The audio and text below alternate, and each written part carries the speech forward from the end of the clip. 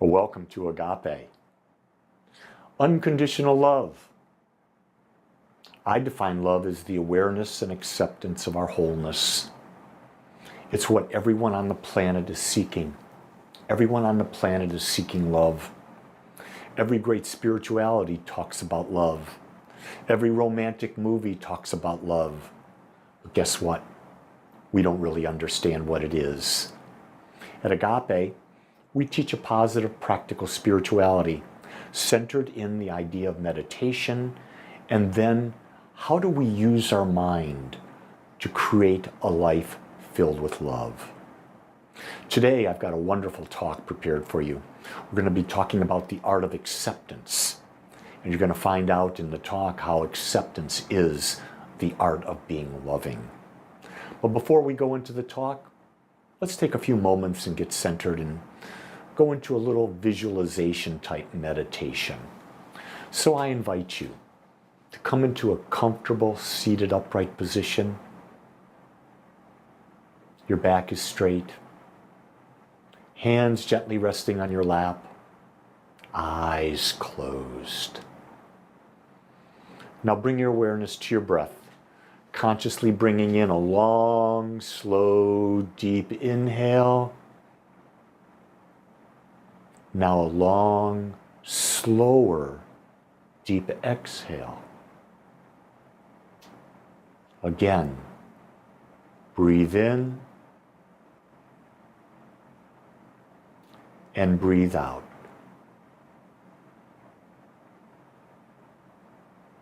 Breathe in and breathe out. And one more, breathe in and breathe out. I want you to imagine a beautiful golden white light coming down from the sun, and that light surrounds you, encapsulates you in a beautiful bubble of light. And in this bubble, you feel safe. You feel secure. You feel connected. It is in this bubble that you realize that you're not the body. You're not your mind. But you're something greater. Your awareness. You are a point of infinite consciousness. And you realize that you have a body and the senses of the body, and a mind to interpret the senses of the body. And you are able to experience life. And you realize that the purpose of your life is to fully experience everything. Not just your preferences, but everything.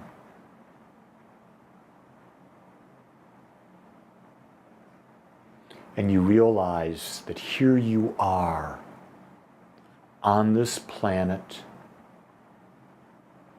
at this time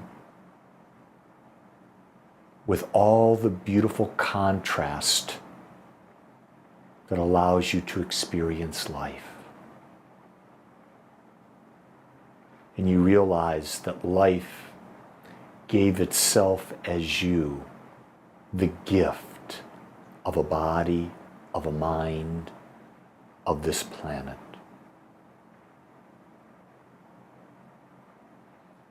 And so because you understand, you see everything as a gift. For without everything, there could be no contrast. And without contrast, there would be no experience. so your heart fills with gratitude for all that life has given you and all that life will continue to give. And it is with gratitude you start to bring yourself back to this time, to this place, to this day, to your body. Gently begin to move, however that is for you. And when you're ready, open your eyes, put a smile on your face, and welcome to this perfect now. Today, I want to talk about a way of living. And that way of living is the art of acceptance. That's right, it's an art. Because acceptance is not easy. Acceptance is often misunderstood as a resignation or indifference. You don't resignate, you don't resign yourself to anything. You're not indifferent. It's actually a powerful place that allows you to live more peacefully and authentically. It's not that you resign, but you're fully present to what is. You see, acceptance means accepting reality as it is. It's accepting what is unfolding in front of you as it is without trying to change, to resist, or to deny it. It's about seeing things as they are and embracing the truth of the moment, even when it's uncomfortable. So much of the time, we turn our focus away from what's happening to us. Why do we do that? Because we have built preferences. And we only want to see what we prefer, what we believe will make us feel good. In doing so, we're not looking at the reality that's in front of us. And the key thing is the reality in front of us is what we need to focus on. When we focus on the reality in front of us and we accept it as it is, we begin to move forward in a positive direction. When we don't focus on the reality as it is, and we focus on it through a preference, we are trying to avoid that which we don't want. And so that becomes a tendency that we start to avoid life. And think about this. You probably have, half a dozen to a dozen preferences? What that means is that you're trying to avoid everything that is not a preference. You're trying to change the planet. You're trying to change life. And what you've forgotten is you are a point of consciousness in the midst of everything that is happening. And you have no power to change what's happening around you. The only thing you have a power to do is to change on what you focus on. Acceptance is not the same as liking or agreeing with everything that happens. It's not about giving up, but it's about letting go of the struggle against what we cannot change. Here's a common thing that people focus on. Oh my God, I'm going on a picnic. I have to have the weather just perfect. And then the weather starts to rain, or it's colder than you want, or windier than you want. And you go, oh my God, the weather did this. No. The weather is just the weather. Your preference has caused it to be something else. The weather happens no matter what you think about it. The silliness of the human being is that you can change the weather. I'll give you an idea. People pray for the weather to be different. I don't give a flip what you pray for. You're not going to change the weather. I don't care if you do a special rain dance. That rain dance is not going to change the weather. The weather is what the weather is. You are not that powerful that you're going to change everything that's happened over almost 14 billion years so that the weather responds to your thoughts. Think about how asinine that is. You're not going to change other people by how you think. You don't have that power. Acceptance is seeing what's in front of you and accepting as it is. When we accept what is, we free ourselves from the suffering caused by resistance. When we stop fighting against reality, we can begin to approach life's challenges with a clear mind and a more open heart. We then begin to deal with what is. You see, the Buddha said it really clearly. All suffering is a result of desire. What is desire? Desire is our preference. If we get what we have a preference for, we get exuberant. When we don't get what we have a preference for, we're unhappy. And what are we trying to do? Seek our preference, avoid what we don't want. That's not what life is. Life is always going to be giving you both sides. In fact, it's going to be giving you infinite sides. When you start accepting what life is, you fully feel it, you fully experience it, and you let it go. You literally open yourself up to a greater and greater experience of life. And guess what? The only true teacher that we have in our life is our experience. The more experience we have, the more wise we become. And we can have that experience without preference. The ability to accept is the realization that we're going to have experiences from all over the spectrum. And those experiences make us wiser. They give us a more grand expression of life. It's like we widen our focus from a very narrow scope of life, a pinpoint type life, to a broad life where we take in even more of life. You see, when we resist reality, this often leads to unnecessary stress, frustration, anxiety. When we resist what is, we expend energy on things that we cannot change, leaving us depleted and less able to handle what we can control. At the end of the day, do you find yourself depleted of energy, exhausted? I want you to think back. Was it yesterday? If it was, were you fighting what is? A week ago, I'm having a new deck put on the back of my house. And all of a sudden, the inspector from the city of Highland Village put a sign on my door as I was walking up, coming from the gym. And said, all work must cease and desist. Why? I asked. Well, you don't have a permit. I said, oh, I thought my contractor got the permit. He says, he did not do that. Now, I didn't fight with him. He was doing his job.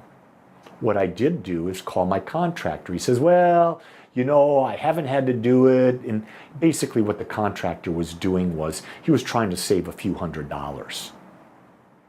I didn't fight it. It's what was.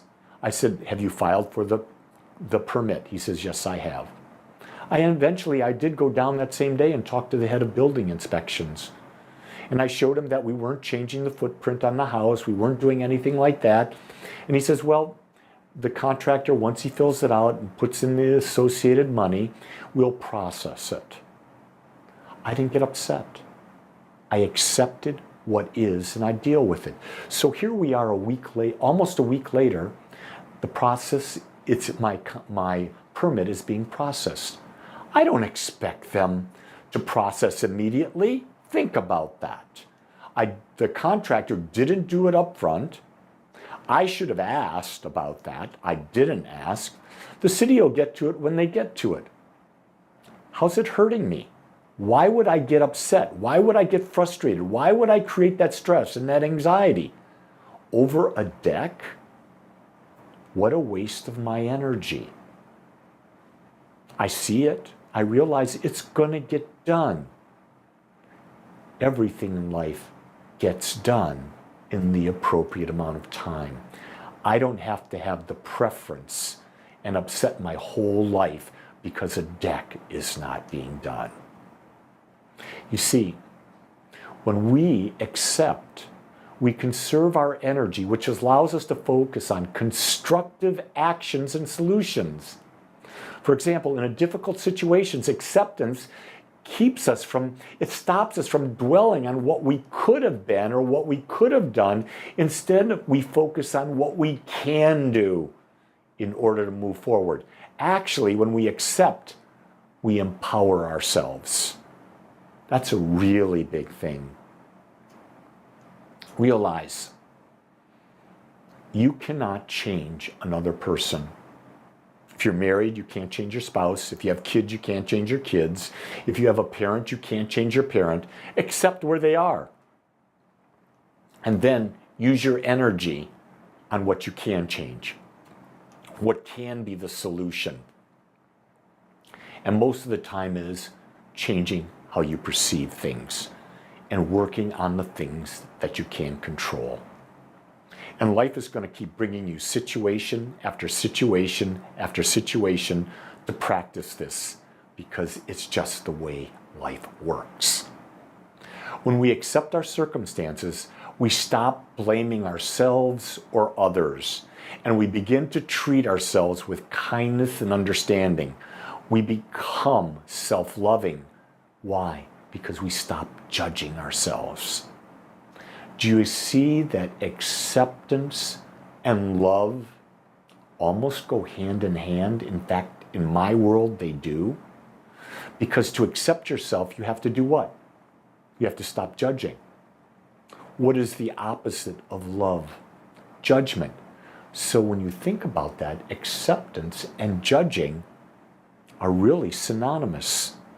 That's why my definition of love is the awareness and acceptance of my wholeness. The awareness and acceptance of the wholeness of others. The awareness and acceptance and wholeness of life. Do you see, like the example I gave about the deck? I became aware and accepted the wholeness of life. There are rules. The city has a rule about a permit. That was not done, therefore there was a consequence. It's just the flow of life. To fight the flow of life is to waste your energy. When you accept what's in front of you, you have more energy to do what you can control. You got to stop putting your energy on those things that you can't do anything about. And the only way that you can do that is to accept what is. You see, acceptance is not about giving up, but embracing reality as it is, conserving your energy and focusing on what you can control. Acceptance is a powerful tool for finding peace, strength, and clarity in the face of challenges. Right now, there's a lot of people on the planet that are tremendously upset about the politics in the United States. Can you do anything to change Donald Trump? Can you do anything to change Kamala Harris? The answer right now is no. So if you're looking at politics, ask the question, what can I do?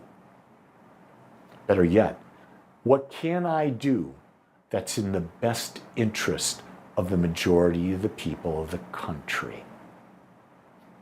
Here's what I do. I accept what is.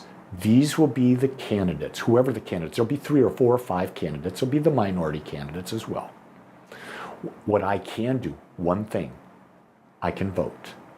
So on November 6th, I believe that's the day, I can go in and I can be informed and I can ask the question before I vote. Who will best serve the majority needs of the people of this country? And in that moment, I know that the divine wisdom in me will give me my answer and I cast my vote. Now, I understand. I will accept what is. I'll move forward. Now, in the meantime, I don't give it any energy. I am not going to waste my energy talking about politics. It's a waste of energy because you're not going to convince anyone of anything. And this is true just about in any life. Don't be talking to people about religion or spirituality and trying to convince them. You're not going to. It's a waste of your energy.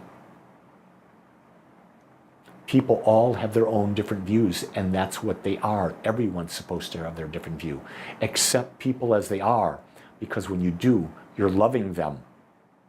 I was having conversations with people the other day. Two of these gentlemen were of Muslim background. We had wonderful conversations. We accept each other's difference of views. We're not extremists. We honor everyone's right to choose. That's what the country of the United States was built on, honoring everyone's right to choose. Not that everyone has to choose like we do.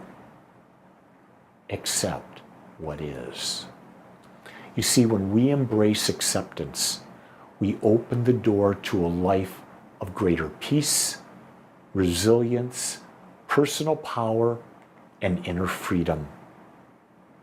And the thing that we want most in our lives is the freedom to express our unique gifts in our unique way, in our unique time.